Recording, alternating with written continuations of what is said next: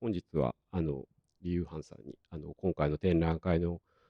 ことも含めていろいろな作品のガイドになるようなことをお話を伺えればと思っております。松井と申します。よろしくお願いいたします。で、早速なんですけれども、リーさん、ちょっと事前にいくつか質問をお送りさせていただいてるんですけれども、多分今回のこの回顧展と言っていいと思うんですけれども、半世紀のこれまでのことっていうことと、これからの、時代の中でこのリーさんの作品っていうものを今検証するというか見直すということが今回の大きなテーマだというふうに考えております。でやはりどうしてもですね今回の一番最初の最初期の作品と言っていいと思うんですけれども風景の1、2、3というのがありますけれども結構ご覧になった方もみんなぎょっとするんじゃないかと思うんですけれども実は60年代というのを研究しているとなんかピンク色というのはとても象徴的に見かけることもあって、リーさんのその後の現在の作品なども含めてちょっと意外なところがあると思うんですね。なのでその68年っていう時代とそのピンク色っていうところからちょっとお話を伺っていければなと思っております。はい、1968年っていうのは、ある意味で、大変象徴的な年だったと思います。1917年に匹敵するほどではないけれども、相当のその重要性を帯びた年だったんだろうと。皆さんがよくご存知のように、パリのフランス革命みたいなその子供も、68年ですけれども、アメリカのヒッピーの現象っていうか運動っていうのもほぼその時代と重なってます。で、日本もいわゆる全共闘運動っていうものが始まりまして、かなり日本の知識人学生たちの中で、知の解体っていうか従来今までずっと突き進めてきた近代的な知っていうものがこの激しく揺れ動くそういう時の象徴として68年っていうのがあるというように考えます。当時美術界では学ランとか学範作用とかそういう言葉が流行った時代で、つまり見ることが怪しくなってきて、まさしくそのものとして、見定める確かめるっていうことができない。でそのような現象として美術の方で、いわゆるオプティカルアートとか、トリッキーな作品が出てくるっていうそこで僕がやったのは300号3枚にそれぞれ少しずつニュアンスの違うピンク色を吹きつけて、その周りの縁だけはわずかに残して、濃淡をその微妙な濃淡を出して、そのいわゆるハレーションを起こすようなそういう画面を作って、並べた。それでその当時その作品は京橋にあった東京国立近代美術館で開かれた韓国現代絵画展というところに出品したんですけども、僕の作品の周りに並んだ多くの韓国の先輩たちの作品が台無しになってしまう。みんなピンク色に染まって、全然絵が見えなくなる。僕の狙いがまさしくそれなわけですけども、周りをちゃんとそのものとして見定めることができないようにしちゃうっていう、非常に不遜で暴力的なことですけども、そういうことをやってものすごい顰蹙を買ったり怒られたり叩かれたりしたことがあります。でピンク色っていうのは僕だけじゃなくてその当時横忠則のいろんなポスターにもピンク色が出てきたりいろいろあります。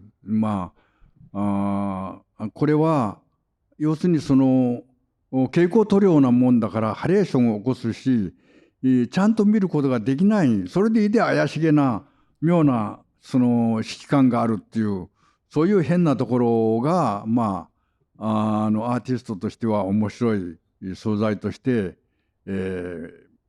の使いたくなったというふうにも考えられます。あの、あれですよね。だからそういう意味では、その色そのものとしての、あ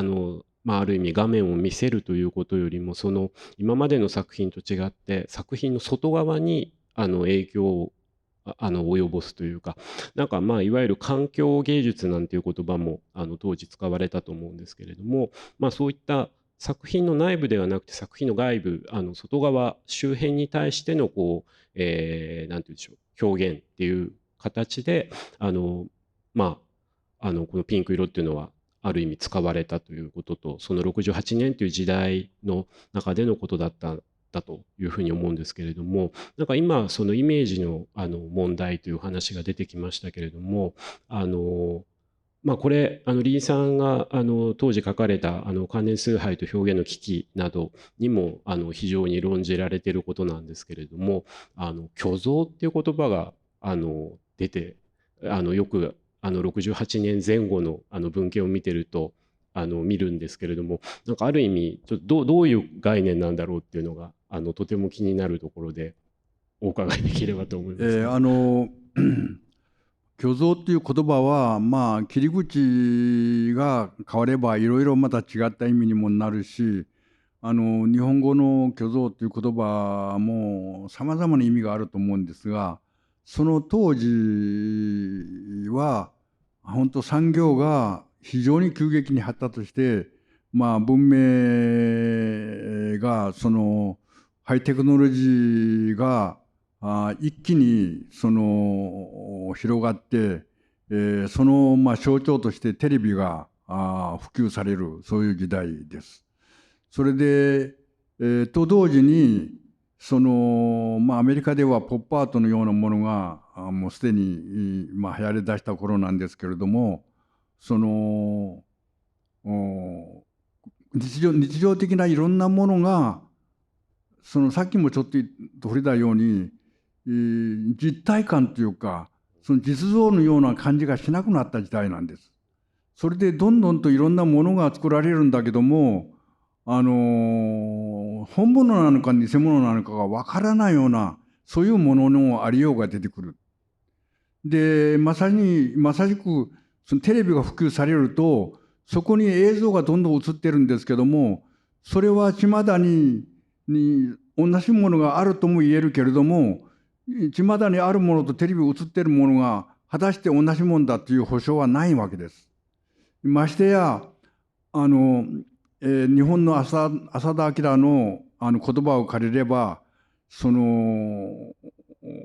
当時は一種の編集教というか、そのあらゆるものを編集でもって片付けるっていう、そういうような面白いその現象が出てきて、だからそれをどんどん編集してる間にどんどん虚像化というか実物から離れていくっていう、そういうことが出てくる。でだから現実っていうものが実体感とかその実像とかいわゆるその当時まではまだ本質とかそういう言葉が残ってたけども、その後だんだんと本質という言葉は使わなくなるんですね。でだからこれが本物なのか嘘なのかわからないようなその現実の広がり、これが産業社会の一つのなんていうかな、現象だと思うんですね。でそこでアートの中でも例えば、アメリカではオルデンバーグのような人が偽物のハンバーグを作るとか、いろいろ怪しげなその実物と違うようなものを作り出すようなことがあるんですけども、日本では高松次郎という僕の友人は影を描いて一世を風靡したわけですけども、その影っていうのは大昔からもちろんあるんです。大昔からあるんだけども、昔はその影っていうのが実像と不可分に結びついているとか、影そのものの日本独特な美学があったりもするんですね。陰影来さんのようなところを見ると、その暗がりだとか、その怪しげな本物だか偽物だかわからないけども、それの持つリアリティみたいなものも日本の文化の中にもあるんですけども、しかし60年代後半に出てきた高松の描いてる影はもちろん実物を写したりもするんです。写したりもするんだけども、それがイメージなのか、その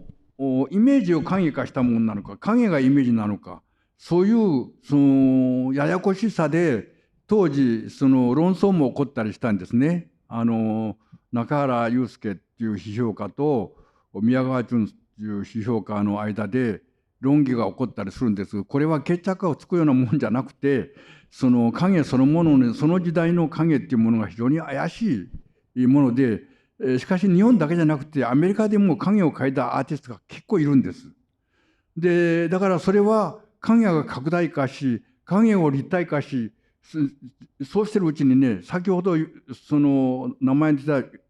虚像を実体化させるっていう。だから虚像と実体って言葉は本当は矛盾するはずなのに、どんどんとね、偽物だかなんだかわからないようなイメージが実体化していくっていう、そういうものの中で人間のリアリティのようなものがどんどんと飛ばされて、怪しくなっていくっていう、そういうような現象で、僕の立った立場は、そういうその虚像を批判する側でした。でも虚像が出てくるっていうことはよくわかる方なんですけども、やっぱり影をその影でもってその当時の社会をその象徴化させたり暗示させることまではいいんですが、どんどんそれをやっていくうちにね、それが実体化したり、それを合理化するような方向になるんじゃないだろうかという疑問が僕にはあるんです。だからテレビの中で出てくるようなものも、テレビは新しいメディアとして、新しいテクノロジーのその地平として、それが注目を浴び、それはもうすでに7、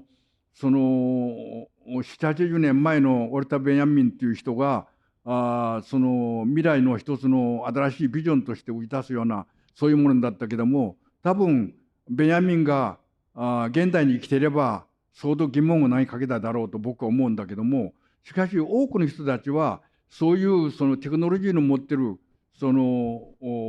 ビジュアルなもの、あるいはそういうビジョンみたいなものを肯定的に捉えていこうという、そういうことがあったんで、僕はそれはちょっとそう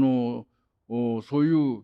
その虚像っていうか、怪しげなものっていうものを必ずしも肯定できるようなもんじゃなくて、もっと人間の身体性とか状況とかいろんなものを問題にすべきではないだろうかということで、非常に微妙な立ち位置にいたことが確かです。ついでに言いますと、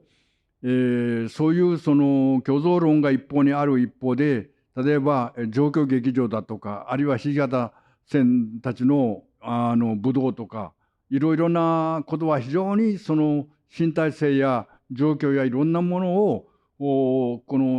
抜き差しにならない、他のものと取り替えの効かないような、そういうその一つの次元をこう引き出して、その現代というものの難しさ、矛盾実をついていくっていう、そういうことがあって、まあそれと同じではないんですけど、いわゆる後ほどモノ派と言われるような現象が出てくるのもほぼ似たようなことで、そのものというようなものをその言葉から剥がれたその言い当てようのないその物体ものっていう物質っていうようなことに行き着くっていうことになるわけです。話が長くなりますけども、当時宮川淳さんも観念と物が分離してそこにあるものがなんだかよくわからないものになるっていう、これはまさしくミシェル・フーコーっていう人が物と言葉の中で言葉と物という本の中で指摘していることと同じことなんですけども、近代でしっかりその名付けておいたものが、その名付けたものとそこにあるものが一致しない、それが分裂していくっていう、そういう現象を指摘してるんですけども、そういう中で、アーティストは、僕たちモノ派という人たちは、要するにその分離された名付けようのないものっていうものに注目したっていう、そういうことで虚像とのその距離反対の、立場がそこにあったのかなと思います。いや、この虚像っていうそのテレビのイメージであったりとか、なんかそういったものが非常に拡張して拡大していく社会の中でっていうことに対してアーティストがどういう距離を取るかっていうのが本当に当時の今とちょっと僕は時代的にちょっと似た状況があると思ってるんですね。今のインターネットやそういったところでのイメージの増幅とそれに対しての関わり方、肯定的に関わる作家たちもいれば否定的に関わる作家たちもいる。そういった意味でこの時代のことを今問い直す見直すっていうことが非常にアクチュアルなことだと、改めて思うお話だったと思うんですけれども、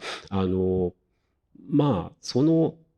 批判的な虚像に対しての批判的な、また多分当時の1970年の大阪万博であったりとか、そういった技術の祭典みたいなことへのある種の批判っていうようなスタンスを取ったリーさんの立場だと、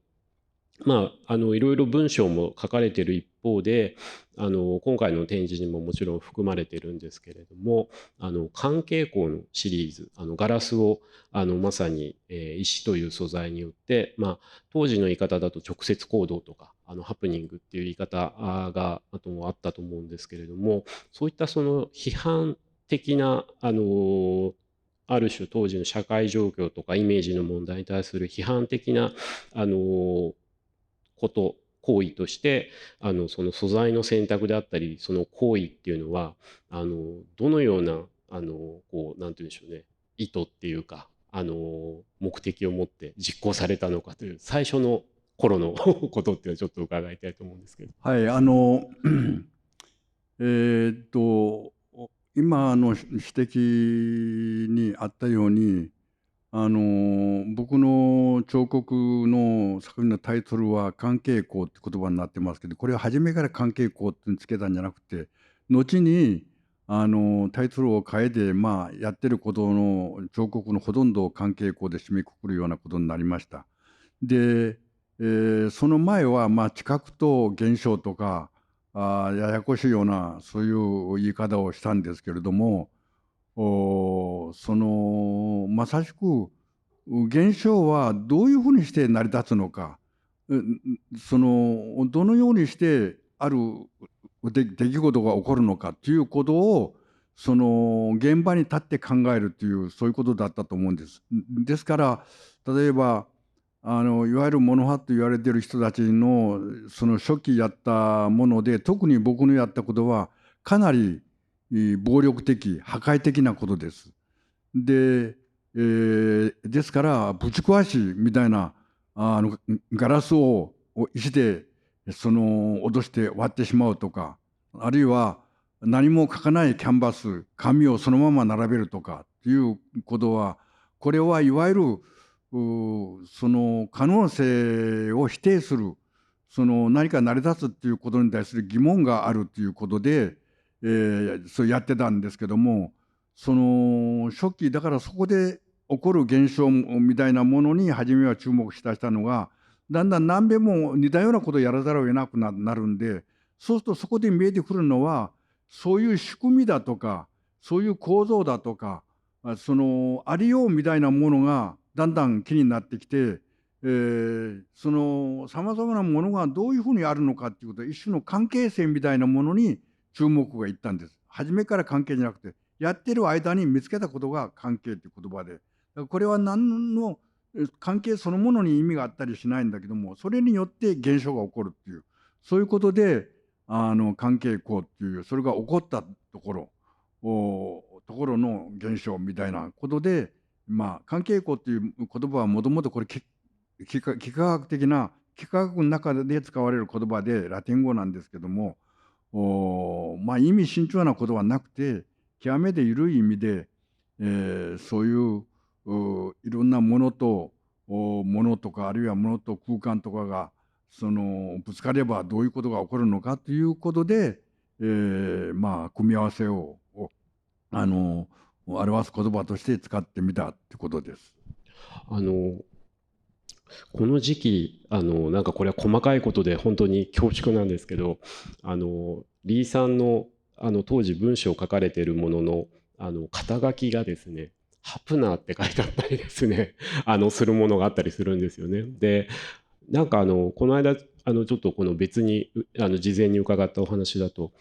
新宿で街の中でガラスを敷いて、石を割ったっていう話があるんですけれども、ちょっとそのあたりのお話、もう一度伺えますか。実はその当時は本当僕自身例えばインテリアという雑誌にまあ若い時に文章を書かせてもらった時に肩書きがないわけです。そうするとこれ、何としましょうかって聞かれて、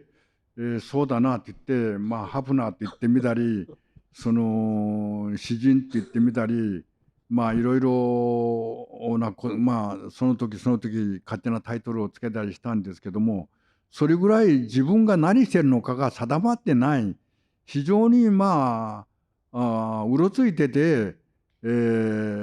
んて言うんだろう、自分がこうだああだというようなものを理念的に示すことのできるそういう立場じゃないということで、まあ自分のやってることを特定な肩書きで締めくくれないことがよくまあ現れてて、結果として今から考えるとだからある意味で極めて無責任なんですけども、責任の実際やってることを責任取れようのないものがまあかなり多かったことも確かですし、でだから僕はそういう揺れの中でまあ時代を見てたっていうか、なんか非常に定まりにくいイライラのまあ非常にアナーキーなそういうことがまあ具体的にそういうことで言葉が定まらないということをよく表してたのかなっていうそういう気がするんです。なんかそれで本当にそれが芸術って言えるのかどうか、多分当時の人々にとってはわからないような、まあ、ある意味で新宿の西口ですか、西口でそのガラスをはい。並べて割ってたっていうのは、あ、そうだ。それは、すいません。はい、ガラそのスを割ること件は。についてはですね、はい。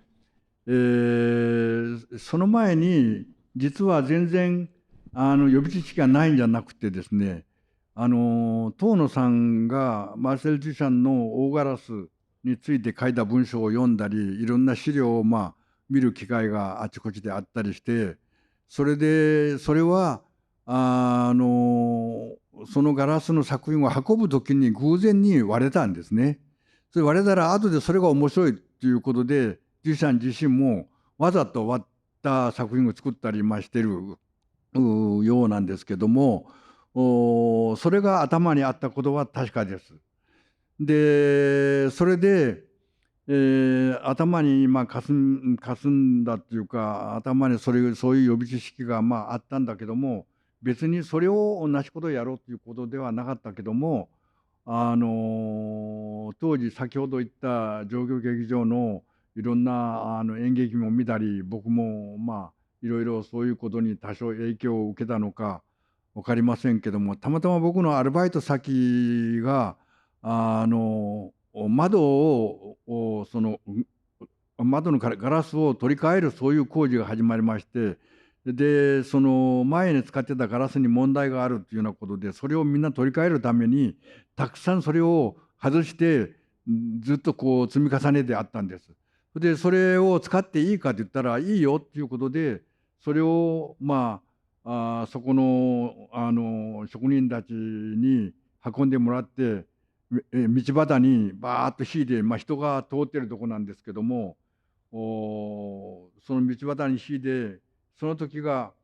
確か12月だったか寒い時期でした。それで道場に引いて、それで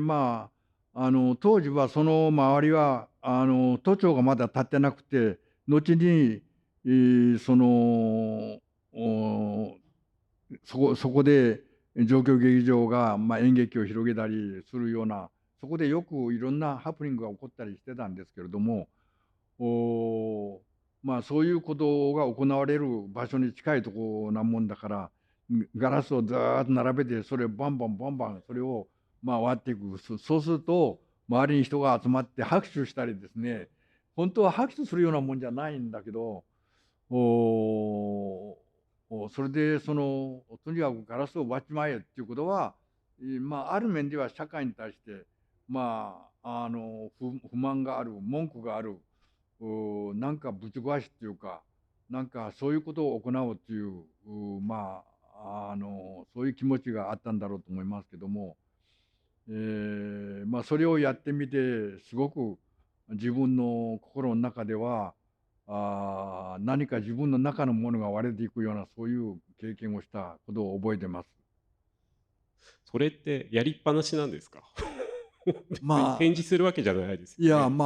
実を言うとやりっぱなしで、それからあと僕は逃げちゃって、それは僕が片付けたんじゃなくて、誰が片付けたか本当わからない、そういう無責任なこともありましたけども、そこまで考えてなかったんですね。うん。これを割ったら後でどうするとか、うんうん。多分怖くて逃げたかもしれないんですけど、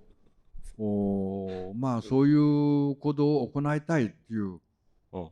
あ、それがその一心だけだったと思います。うんうんうん。いやいや、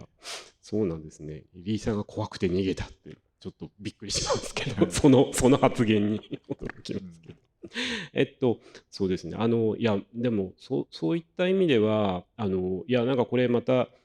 インテリアというその雑誌にですね、なんかちょっと書いてあったので、それこそ先ほど、お名前が出てた、高松さんの家に、石子純三さんがリーさんと一緒に行ったなんていうエッセイが、載ってたりするんですよね。で、今のいや、逆に言うと怖かったっていう、その非常に初期衝動みたいなことであったりとか、そういう作家同士の議論とかもいろいろあったんじゃないかと思うんですけど、この石子さんや高松さんと特にこの時期親しくされてたと思うんですけれども、なんか、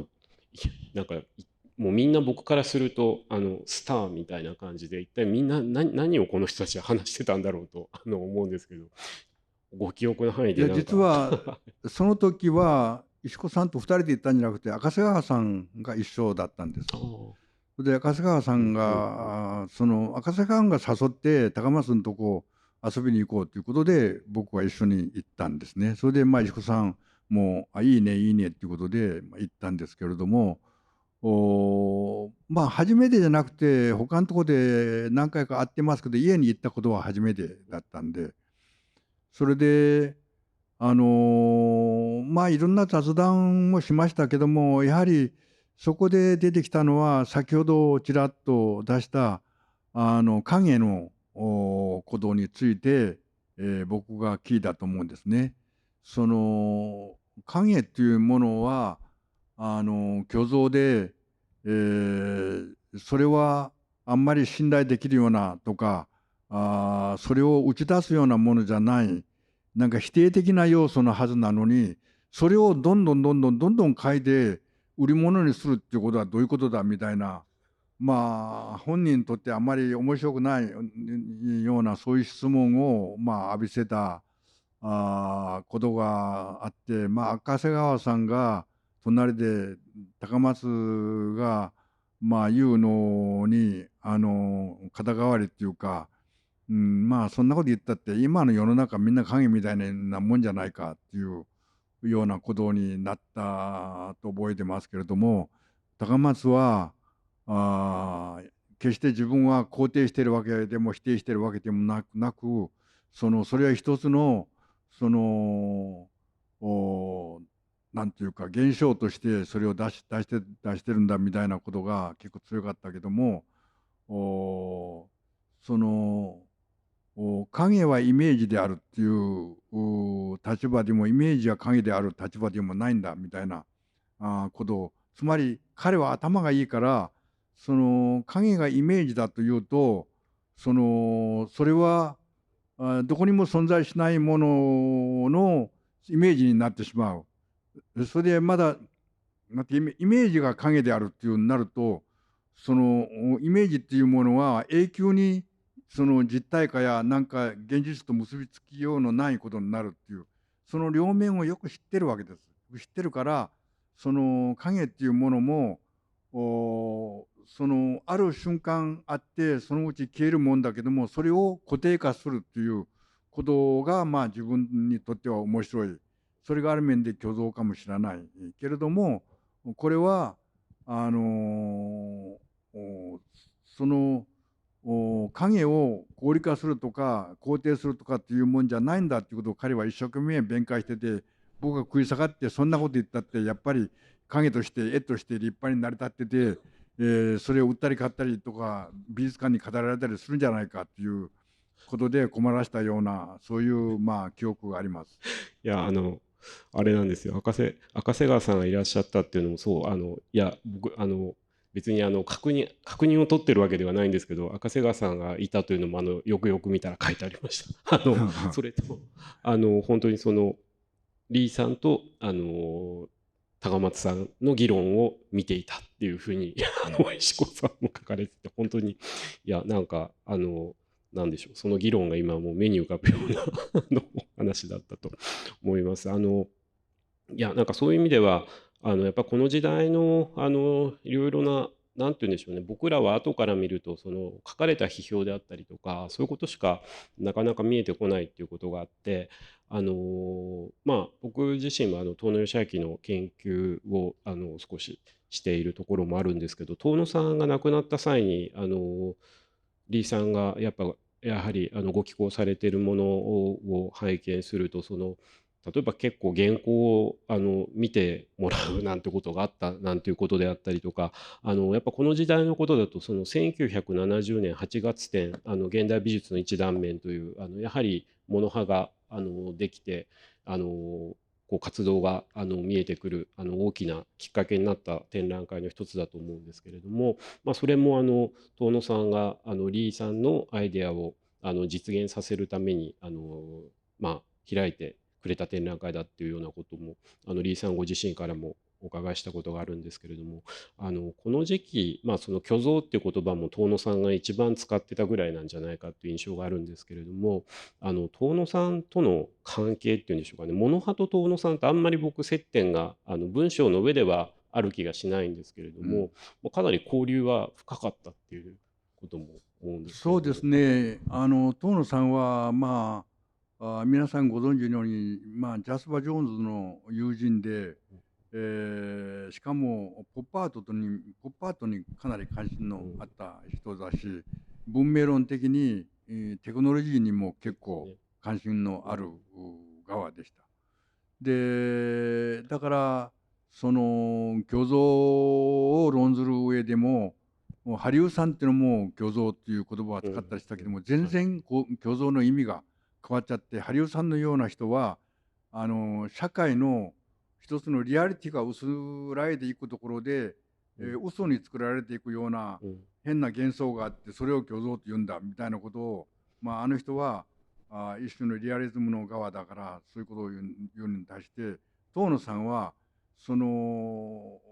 メディア、これからは新しいメディアの時代になるので、そのメディアが作り出したようなものは現実とは違うけれども、それが大きな現実以上にもっと現実なんだということで、そのイメージ前にもう現実そのものが虚像として広がっていくんだということを、非常にその現実肯定的な側面があるし、その強いインパクトを持って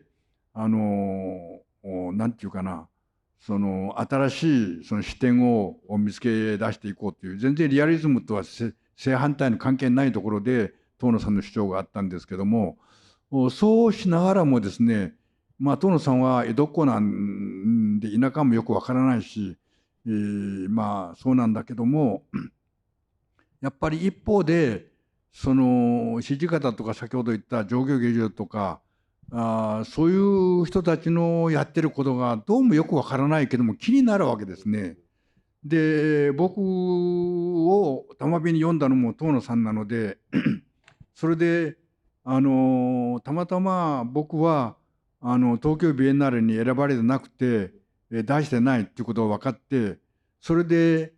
僕を使って、中原さんとちょっと違うような物質感というか、何かを引き出したいっていう、そういう妙なこともあったと思うんですね。それと同時に、いわゆるそのものというようなものがどういうことになっているのか、その虚像論と違うようなところがどうなっているか、それに興味とか好奇心があって僕を使うということになったんじゃないかなと思うんです。で実はその前に彼は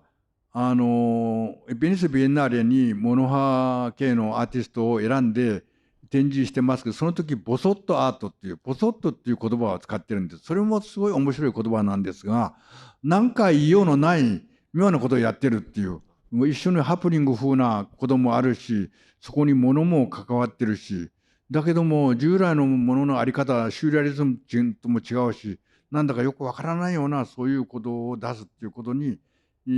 興味はあったけども、自分のテリトリーとはどうも違うっていうそういうことがあって、それで僕をその使って、自分の身近にそれ引き寄せて検証してみたいっていうそういうことがあったんだろうと思いますし、それをやった後、玉火に僕を引っ張って一生懸命僕にいろいろな新しい学科を作って、一緒に、働きましょうよみたいなことになったりしたんですけども、僕も逆に遠野さん、僕のあんまり積極性のないそのテクノロジーに関してとか、いろんなその新しいイメージに関して遠野さんから刺激を受けたりしたことも随分ありますし、いろいろ生きていく上でももうすごい助かったし、いろいろいい関係で、亡くなるまでずっと付き合ったことはとても僕は感謝してます。あの今そのボソットっていう話が出たんですけど、フォーボソットっていううんうん、なんて言うんでしょうね、言ってみればそのグループみたいなのを遠野さんが勝手に作って、出した高松さんとかも入ってるんですけれども、確かあのそのボソットっていう、本当にそのなんて言うんでしょうね、ボソボソしてるとかいろいろなそのニュアンスだと思うんですけど、それは物派とはやっぱ違うわけですよね。そのやっぱり彼はそれが物の方に行き着いたり何かそうとは思わなかったんですね。なんだかわからない、なんかね意味のないものがポソッとそこにあるみたいな、なんだろうっていうそういう好奇心だから、それは一緒に影みたいに近く見えたかもしれないけども、どうもこれは何て言えばいいのかわかんないっていう、そこでもつっついたっていうか、それをうまく引き出したっていうことはやっぱり遠野さんのやっぱりその暗示力っていうか勘のいいところだったんだろうと思います。はい。いや、なんか、そういった意味では、いや、なんか、ちょっと、リーさんとお話しさせていただくようになってからっていうのもあるんですけど、やっぱ文献的にはとか、資料的にはって僕はつい言ってしまうんですけど、なんかその磯崎さんだったり、中平拓磨さんだったりとか、なんかいろんな方と意外にと言っては失礼なんですけれども、リーさんの作品の世界となんかあんまりちょっと関係ないのかなって思うような人が結構つながりが実は深いっていうのは、なんかこれはやっぱり創作の上でも生活の上でも、同時代の芸術家同士っていうことでもかなり刺激を与え合うというか、なんかそういう関係があるわけですよね。磯崎さんとは一番初めはどういう付き合いだったかちょっとわからないんですけども、僕が何度か会って喋ったりしたけれども、その僕が観念崇拝云々っていう文章を美術手帳に書いた時に、そのものすごく好奇心を興味を示して、それであって、それについていろいろ喋ったりしたことを熱く喋ったりして、家まで招待されたりしたことがあります。で、彼の考えと僕とは近くはなかったんだけども、彼はやはりどちらかというと非常に観念に関心のある人です。ものに建築をしてながらも、実際物体としてのものっていうよりもやっぱり観念としての建築っていうようなことがかなり強く、彼らの中にあったと思うんですね。で、それについて、その観念っていうものが一種の、なんていうか、フェティッシュな、そういうような、ものじゃないかっていう、観念っていうものをそんなにあんまり純粋に思うっていうのはおかしいじゃないかっていう、僕は観念についてかなり否定的な、立場に立ってたんで、それで、それが一体どういうことなんだろうということに、好奇心を持ったりしてて、それで後に、71年にピナールガローというところで、座布団の上に石を乗っけて、しかもその上に、それだけで、それは全部、こう一つ一つライトとこの対応するような、そういう作品なんですけども、ただ座布団、石だけじゃなくて、それがライトが当たってるっていうことが大事なんですが、で、そういう展覧会をした時に、彼は僕に電話が来て、ベニスで実は、僕の作品をもじってちょっと使いたいけどもいいかって言うから、いいですよ、そんなもんもう別に構いませんということで、それで名前を出してもらおうというようなことを、本人自身からちゃんとそれ名前は記しますからって言ったけど、初めは名前は記してたんだけども、そのうちに何度かやってるうちに僕の名前はどっかで抜けちゃったみたいなんですが、それ構いません。だけども、そういう走行してていろいろ付き合ってる中に、群馬県立近代美術館という建物を建てた時に、中平と磯崎と僕と3人で定談をすることになったんです。もちろんその後中平さんを除いて磯崎さんと僕2人だけでまだもう一回やったんですけども、で中平さんと僕は結構近いところがあるんです実は。でも2人が相談したわけじゃないけども、中平と僕は、磯崎さんのその建物は問題があるってことで文句を随分突きつけたようなことで、磯崎さんはあんまりいい気分じゃなかったと思うんですけども、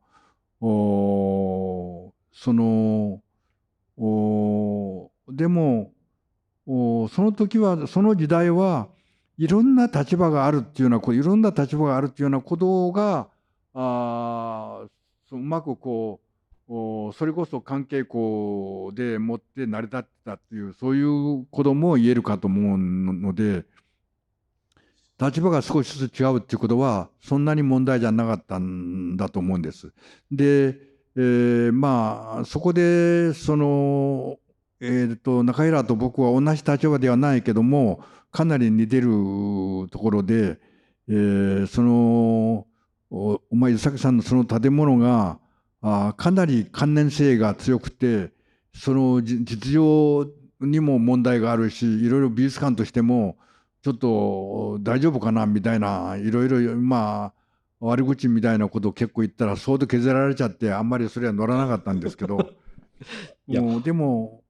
そういうことを語られる場っていうものがあったっていうことはとても面白かったし刺激的だったと思います。いや、リーさんそうおっしゃいますけど、ずいぶんこっぴどく言ってるの残ってますよ。別に削られてない気が、もっと言ってたのかもしれませんけど、そうですね。だからなんかそういう、やはり磯崎さん虚像をある種擁護するような立場だったので、やっぱりそういうスタンスの発言が多いなっていうふうに思うんですけど、なんかここの、あの、定談の中で、やっぱりその虚像と同時に今度不可能性っていう言葉が割とキーワードで出てきている気がして、でこれはなんか宮川さんの割と言葉かなっていうような印象もちょっと受けたんですけれども、実際に宮川さんともかなりリーさんがこれはフランスでなんか会われる機会があったっていういや、話なんですか？その前に日本でも結構親しくやってましたうんうんし、69年僕は日本現代展に大きな紙を3枚床に、まあ、その空間いっぱいにびっしり敷いた作品について宮川さんが文章を書いてるんですけども、宮川さんの見方はそのなんていうかなえーっとおえーえーなんえーっととうんそその場を占領してしまうみたいな、その今言葉が突然出てこないんですけども、はい。そのものによって空間が占領されてしまうっていう、だからその空間が変質されて、全然別な意味になってしまうっていう、そういうようなことをうん。転居ですね、あ、そういうことを書いてもらったりしたこともあるんですけども、それで僕はよくわからないので宮川さんを通してデリダのことを宮川さんがよく知ってるということでデータについていろんな質問をしたり、フーコーについて、ある韓国人の哲学を学んだ人の原稿を韓国語でもらって、これはどういう意味だっていうことをいろいろ質問して教えてもらったりしたこともあったり、パリで、71年その青年ビエンナーレの時に、いろんな場面で宮川さんがちょうど現場にいて通訳してくれたり、いろいろパリを案内してもらったりしたことがあるんです。で、不可能性っていう言葉は宮川さんから来たんじゃなくて、やはり僕の立場っていうか、そのぶち壊しとかですね、従来のあるものをことごとくなんか一時拒否するとか反対するとかっていう、そういうことばっかりが頭にあったもんだから、新しいものを提示するとか新しいものをそれを肯定的に引き出すというようなことに対してはものすごく僕アレルギーがあったり、それでその肯定的な地平を出すということはそう簡単なはずないんだということが根にあって、そのうち自分自身も、可能性みたいな方に向かっていくんですけども、71、2年まではやっぱり不可能っていう言葉が僕の中ではぴったりくるようなことで、そんな簡単に可能性を言うなみたいなことがありました。